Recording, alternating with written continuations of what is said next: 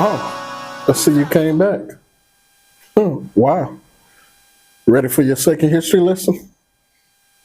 Well, let's get into it. You know how the video starts. Fuck Black History Month. Black History is not a month. It's every day. So we was breaking down this word freedom, letter by letter. We covered the F. Now let's talk about the R. What is the R? Well, the R is redlining. You don't know what redlining is? Well, that's why you're on this video, because I'm about to tell you.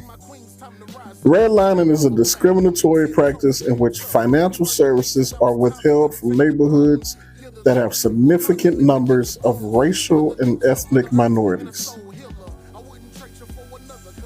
Keeping money and resources from black folks and folks of Latin descent. You know, I gotta be politically correct.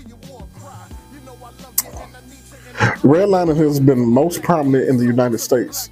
It has mostly been directed against African Americans as well as Mexican Americans in the Southwest. See, told you. The most common examples involve denial of credit and insurance, denial of health care, and the development of food deserts in minority neighborhoods.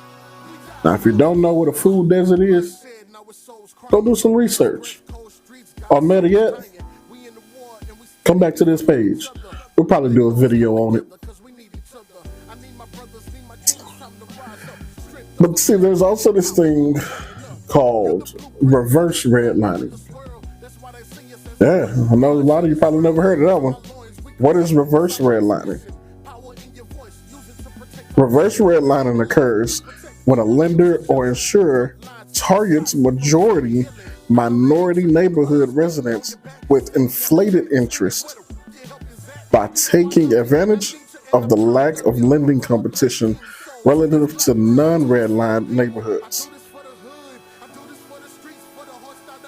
In other words, banks, credit organizations, whatever, right? They find those poor neighborhoods filled with blacks and Mexican Americans. They say, oh yeah, we'll give you the money, we'll give you the loan, we'll give you the insurance, we'll give you the health care.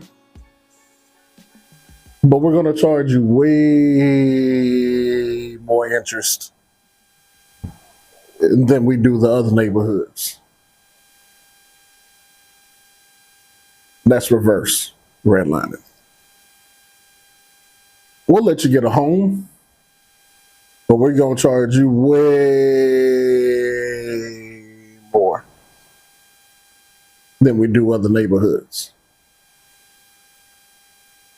That's reverse redlining.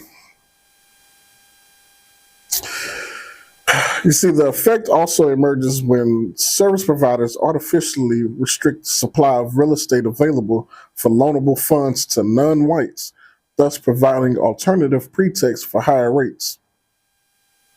Fancy talk for what I just said. Neighborhoods which were targeted for blockbusting were also subject to reverse redlining. In 1935, the Federal Home Loan Bank Board, that's right, the federal government, asked the Homeowners Loan Corporation to look at 239 cities and create residential security maps to indicate the level of security for real estate investments in each surveyed city. On the maps, the newest areas, those considered desirable for lending purposes, were outlined in green and known as Type A. Follow along now. These were typically affluent suburbs on the outskirts of the cities. Now think about a map of your city. Suburbs are where? You got it. On the outlines. Type B neighborhoods outlined in blue were considered still desirable, whereas older Type C were labeled declining and outlined in yellow. Here's where it gets good. Type D neighborhoods were outlined in red and were considered the most risky for mortgage support, while about 85% of the residents of such neighborhoods were white. That's right. They included most of the African American urban households. That's right. 85% of the neighborhoods targeted during redlining were white. But they included pretty much all the black households. Yep. These neighborhoods tended to be the older districts in the center of cities. Center of city, inner city, downtown, think about your city. Where's the hood? Inner city. Come on now, follow along.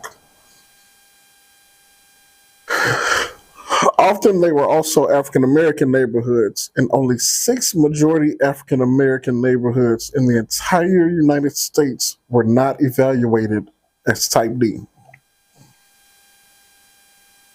Now take what you've learned here today. Step back, look at your own neighborhood. Look at your own city. See how the practices of the 30s to the 60s impacted and still impact our world today.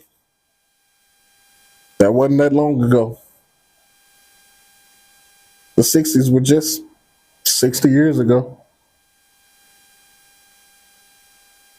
And think about how we live today. Think about our housing market today. Think about our food deserts today. Think about where shopping centers are today.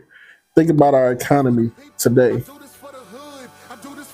Think about the opportunities that we have in our culture and our neighborhood today and compare it to others.